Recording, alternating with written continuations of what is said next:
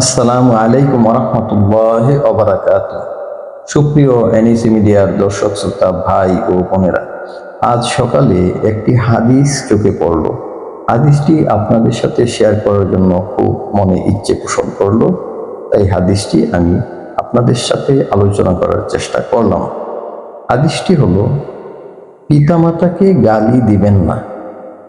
রাসূলুল্লাহ সাল্লাল্লাহু আলাইহি সাল্লাম বলেছেন, কবিরা গুনাহসমূহের মধ্যে সবচেয়ে বড় হলো নিজের পিতামাতাকে লানত করা।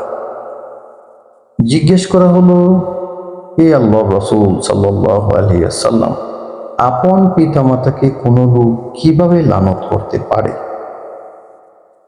তিনি বললেন, সে অন্যের পিতাকে গালি দেয়, তখন সে তার নিজের পিতাকে গালি দেয়, এবং সে অন্যের মাকে গালি দেয়, তখন সে তার মাকে গালি দেয়।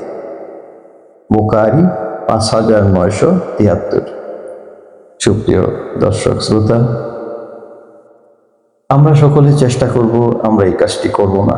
আল্লাহ তাআলা সকল মুসলিম উম্মাহকে এই ঘৃণিত, নিন্দিত, কঠিন কবিরা গুনাহ থেকে মুক্ত থাকার জন্য তৌফিক দান করুন।